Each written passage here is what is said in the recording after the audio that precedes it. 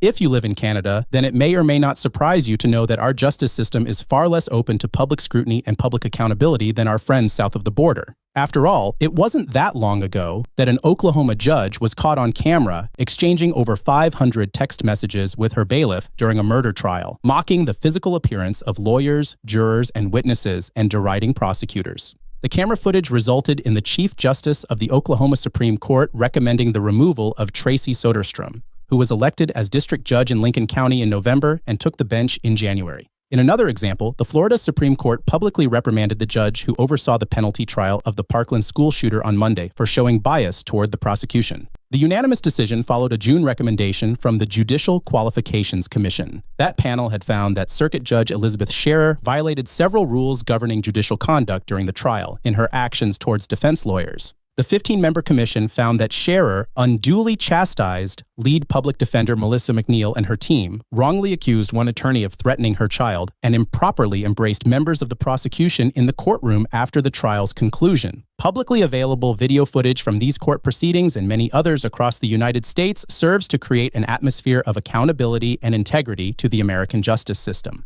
Unfortunately, the same cannot be said in most of Canada. It's my hope that through videos like this, more Canadians can become aware of how to improve our justice system so that we can be truly proud of its transparency. Some of you might remember the 2014 case involving a judge who had faced criticism for his insensitive comments during a rape trial, including asking the complainant why she didn't keep her knees together. Federal Court Justice Robin Camp tendered his resignation in light of his behavior during a 2014 trial involving allegations of sexual assault. He also expressed a sincere apology to those who were hurt by his remarks. The trial in Calgary garnered international attention when it was revealed that Camp had repeatedly questioned the 19-year-old complainant about why she hadn't taken more action to prevent the alleged rape. He infamously asked her, "Why couldn't you just keep your knees together?" and later suggested that sex and pain sometimes go together. Camp's resignation came shortly after the Canadian Judicial Council completed its 15-month review of his conduct. The Council's findings indicated that Camp had relied on discredited myths, perpetuated stereotypes about women, and engaged in victim blaming during the trial. The report also noted that Camp had, at times, treated the complainant, a young Indigenous woman who was homeless at the time of the alleged assault, in a condescending, humiliating, and disrespectful manner. I wonder sometimes, and you might wonder as well, whether or not Mr. Camp would have made those same comments if he knew the entire world was watching, such as on a live TikTok stream. It's hard to know for sure, because that scenario is hypothetical, and we can't go back in time and test that theory.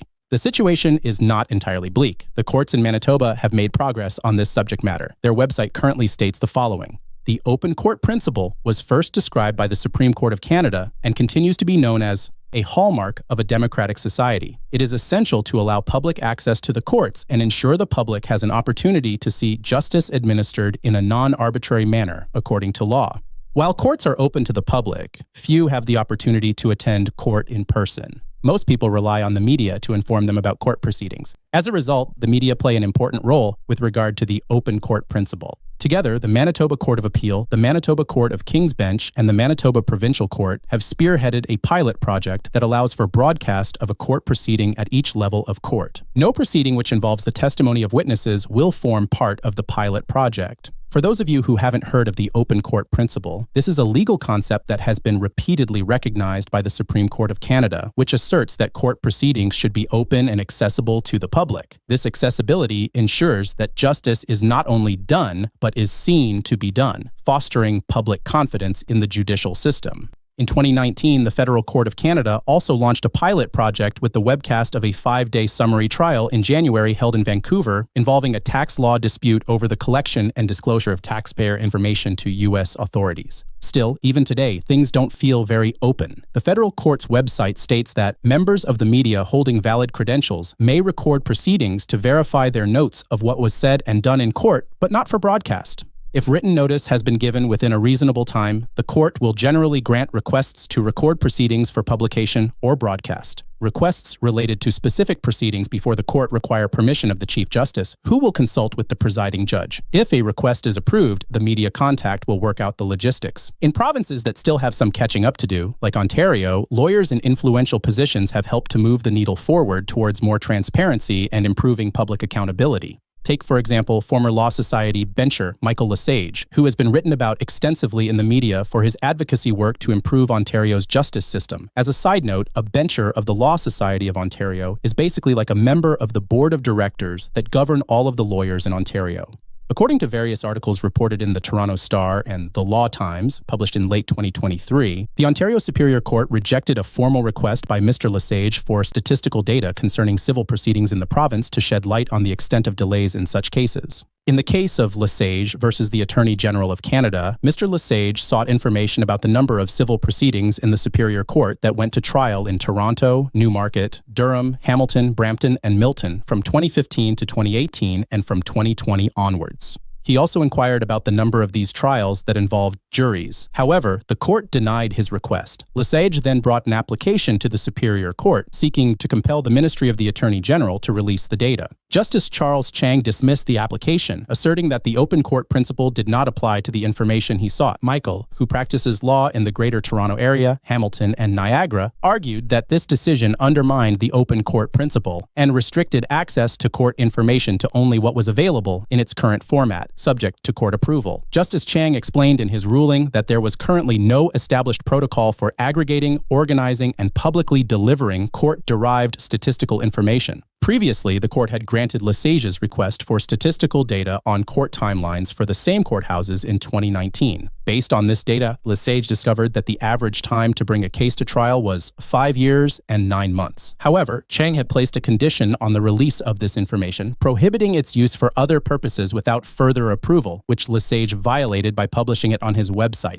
Lesage argued that the open court principle obligated the Attorney General of Ontario to provide the information and make the entire court records and information database publicly accessible. The Attorney General countered that the court held exclusive authority over releasing such information and that a significant distinction existed between the requested data and the established procedure for public access to court documents. The Attorney General emphasized that the open court principle should be approached with caution, considering judicial independence. The judge concluded that while the open court principle played a vital role in ensuring fairness, accountability, and public trust in the administration of justice, it did not extend to the specific information that Lesage was seeking. According to the judge, the open court principle ensured public access to court proceedings, documents, and press reporting on court activities. However, in this case, Lesage had not been denied the opportunity to attend court or access documents. Rather, he had been refused in his request to manipulate and categorize bulk data for generating reports. Chang found no legal basis or precedent supporting Lesage's demand for court documents in the manner he proposed, describing it as excessive. Chang also stated that the authority to decide whether to provide the information rested solely with the court. To escalate the matter, Lesage requested a transfer of the application to the divisional court. The Attorney General argued against this move. Ultimately, the judge denied the transfer order, citing Lesage's failure to provide timely notice, inadequate preparation, and lack of proper evidentiary foundation. He also stated that the Superior Court lacked jurisdiction to transfer the matter to the divisional court. Lesage expressed concern that this ruling hindered the ability of the press to access information about the Superior Court's operations and challenges. Lesage highlighted that the World Justice Project ranked Canada's civil justice system 68th globally for accessibility and affordability and 56th for timeliness of civil justice proceedings. So there you have it. When it comes to public accountability, our justice system has taken some steps in the right direction, but I believe that the work will not be nearly complete until people can quickly and conveniently browse Canadian court proceedings on places like YouTube and TikTok. Moreover, access to statistical information, useful data, and actionable information must be accessible to the public if Canada is ever going to live up to the reputation that we once had on the global stage as a modern and well-functioning democracy. If you found this content interesting, then don't forget to hit that like and follow button. I'm Ryan Keeney, and thanks for watching.